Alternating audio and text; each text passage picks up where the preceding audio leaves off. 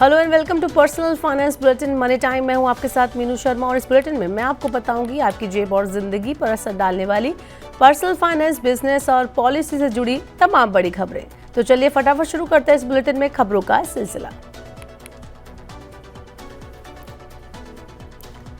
क्या आप जानते हैं कि इजराइल और ईरान के बीच बढ़ता तनाव आपकी रसोई पर भी असर डाल सकता है। भारत में आपकी और हमारी रसोई में इस्तेमाल होने वाले हर 3 में से 2 एलपीजी सिलेंडर का आयात हम वेस्ट एशिया से करते हैं। यानी सिलेंडर की खपत के लिए हम पूरी तरह से वेस्ट एशिया पर निर्भर हैं और वेस्ट एशिया में बढ़ते तनाव का असर अब हमारी इन ज़रूरतों पर दिख सकता है। ईरान और इजराइल के बीच अगर ये तनाव लंबा खिंचता है तो आने वाले टाइम में देश भर में एलपीजी सिलेंडर की भारी किल्लत देखने को मिल सकती है।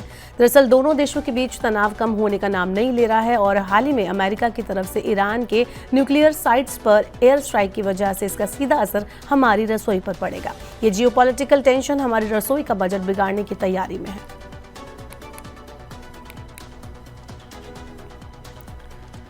डिजिटल पेमेंट सेक्टर की बड़ी कंपनी फोन पे जल्द ही शेयर बाजार में उतरने की तैयारी कर रही है। अमेरिकी रिटेल कंपनी वॉलमार्ट द्वारा समर्थित ये बेंगलुरु स्थित फिनटेक कंपनी करीब $1.5 बिलियन यानी कि 13,015 करोड़ रुपए जुटाने की प्लानिंग कर रही है। ब्लूमबर्ग की एक रिपोर्ट के मुताबिक कंपनी अगस्त 2025 तक अपना ड्राफ्ट रेड हेयरिंग प्रोस्पेक्टर यानी कि DRHP दाखिल कर सकती है। इस प्रोसेस के लिए फोन पे ने Kotak Mahindra capital, city group, JP Morgan Chase और मॉर्गन स्टैनली को मर्चेंट बैंक के रूप में चुना है।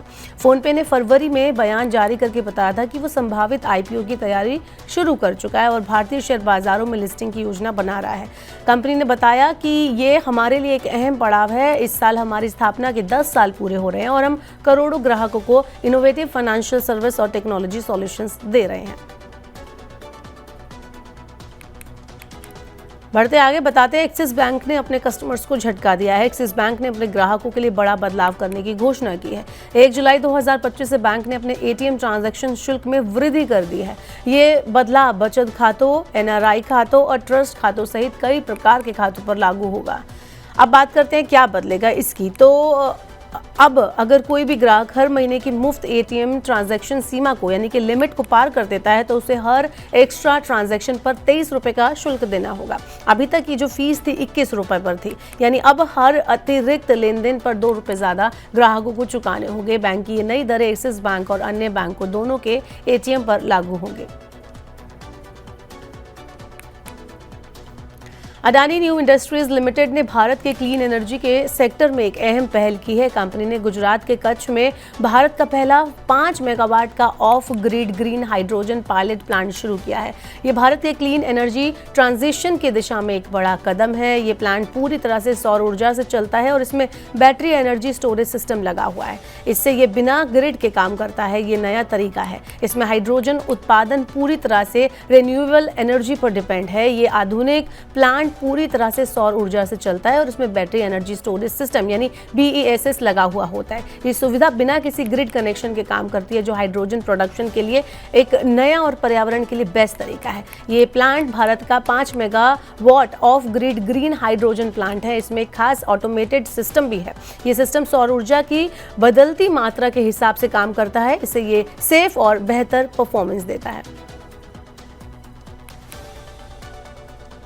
अब बढ़ते हैं रेलवे से जुड़ी खबर की तरफ। तत्काल टिकट बुकिंग प्रक्रिया को ट्रांसपेरेंट और सुरक्षित बनाने के लिए भारतीय रेलवे ने नए नियम जारी किए हैं। नियम 1 जुलाई 2025 से लागू हो जाएंगे। जो भी व्यक्ति IRCTC के माध्यम से तत्काल टिकट बुक करते हैं उनके लिए आधार वेरिफिकेशन अनिवार्य हो गया है। जो लोग इस नियम का पालन नहीं करेंगे वो 1 जुलाई 2025 के बाद तत्काल टिकट की बुकिंग नहीं कर पाएंगे।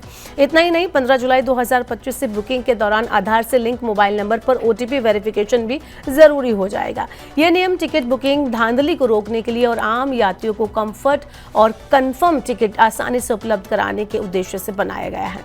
IRCTC अकाउंट में आधार लिंकिंग जरूरी है। अगर आपने अभी तक अपने IRCTC अकाउंट में आधार लिंक और वेरिफिकेशन के प्रोसेस को पूरा नहीं किया है तो सबसे पहले आप ये काम कर लीजिए। बढ़ते हैं आगे खबरों में और बताते हैं आपको शेयर बाजार का आज क्या हाल रहा। तो पश्चिमी एशिया में जारी तनाव की चिंताओं के चलते सोमवार 23 जून यानी पहले कारोबारी दिन भारतीय बेंचमार्क इंडेक्स सेंसेक्स और निफ्टी में गिरावट दर्ज कर दी गई। पश्चिमी एशिया में जारी तनाव की चिंताओं के चलते सोमवार 23 जून को भारतीय बेंचमार्क इंडेक्स सेंसेक्स और निफ्टी में गिरावट दर्ज हुई है। सेंसेक्स अपने पिछले स्तर 82,408.17 के मुकाबले 81,704.07 पर खुला और 900 अंक यानी 1% से ज्यादा की गिरावट के साथ 81,476.76 के निचले स्तर को छू गया। 23 जून को निफ्टी की बात करें तो 25,000 के आसपास ये कारोबार कर रहा था और भारतीय इक्विटी इंडेक्स नेगेटिव नोट पर बंद हुआ। सेंसेक्स 511.38 अंक यानी कि 0.62% की गिरावट के साथ 81,896.79 पर बंद हुआ और निफ्टी 140.50 अंक यानी कि 0.56% की गिरावट के साथ 24,971.90 पर जाकर बंद हुआ। लगभग 1,794 शेयरों में बढ़त देखी गई। 2,113 शेयरों में आज गिरावट देखी गई और 175 शेयरों में कोई बदलाव नहीं हुआ। Trend, Bharat electronics, Hindalco industries, Adani enterprises, Adani ports, Nifty आज के टॉप गेनर्स रहे, जबकि Infosys, L&T, hero MotoCorp, M&M और HCL टेक्नोलॉजीज में गिरावट आई। ओप्पो ने भारत में अपना नया budget 5G smartphone Oppo K13X 5G launch कर दिया। ये फोन खास तौर पर उन कस्टमर्स के लिए पेश किया गया जो मजबूत बॉडी, लंबा बैकअप और बेहतरीन फीचर्स वाले डिवाइस की तलाश करते हैं। फोन की सबसे बड़ी खासियत इसका मजबूत और टिकाऊ डिजाइन है। इसमें 360 degree damage proof armour body दी गई है जो SGS गोल्ड ड्रॉप सर्टिफिकेशन और MIL STD 810H जैसे टेस्ट पास कर चुकी है। फोन IP65 रेटिंग के साथ आता है यानी ये पानी और धूल से सुरक्षित है। इसकी बॉडी AM04 एल्यूमिनियम अलॉय और क्रिस्टल शील्ड ग्लास से बनी हुई है। अगर कीमत की बात करें और उपलब्धता की बात करें तो ओप्पो K13X 5G 3 वेरिएंट में अवेलेबल है। 4G 128GB की कीमत है 11,999 रुपये, 6GB 128GB की कीमत है 12,999 रुपये और 8GB 128GB की कीमत है 14,999 रुपये। टेक के बाद देखते हैं ऑटो सेक्टर में अब क्या चल रहा है। तो होंडा कार्स इंडिया ने अपनी popular mid size sedan Honda city का नया special edition version city sport addition भारतीय बाजार में पेश किया है। ये लिमिटेड रन एडिशन उन ग्राहकों को ध्यान में रखकर तैयार किया गया जो एक स्टाइलिश और स्पोर्टी सेडान की तलाश कर रहे हैं। इसकी शुरुआती कीमत 14.89 लाख रुपए एक शोरूम रखी गई है। ये देश भर के होंडा डीलरशिप पर अवेलेबल है। चलिए अब इसके हम फीचर्स की बात करते हैं, इसमें क्या कुछ खास है। तो होंडा सिटी स्पोर्ट एडिशन के डिजाइन में कई बड़े बदलाव किए गए हैं ताकि इसे एक स्पोर्टी लुक दिया जा सके। कार के फ्रंट में अब ग्लास ब्लैक फिनिश वाली ग्रिल मिलती है जो पुराने क्रोम ग्रिल से हटकर है। साथ ही door mirror, shark fin antenna और रियर स्पॉइलर को भी यहां पर ब्लैक ट्रीटमेंट में दिया गया है। ग्रे कलर के अलॉय व्हील्स कार को और ज्यादा आकर्षक बनाते हैं। कार के बूट पर स्पोर्ट बेंजिंग दी गई है जिससे ये वर्जन काफी ज्यादा अलग दिखता है। वोडाफोन आइडिया ने हाल ही में AST के साथ साझेदारी की है ताकि सैटेलाइट आधारित direct to mobile connectivity service की शुरुआत की जा सके, लेकिन अब AST को रेगुलेटर्स के साथ कानूनी दांवपेच का सामना करना पड़ रहा है। उन्हें कई नियामक और पॉलिसी बाधाओं का सामना करना पड़ रहा है जिससे सेवा की शुरुआत में काफी देर हो सकती है।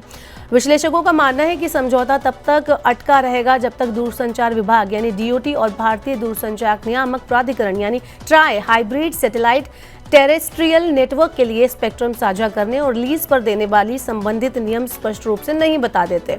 वर्तमान में भारत में स्पेक्ट्रम को सैटेलाइट सेवा के लिए लीज पर देने या साझा करने के लिए कोई व्यवस्था नहीं है, इसलिए इस पहल को आगे बढ़ने में समय लग सकता है।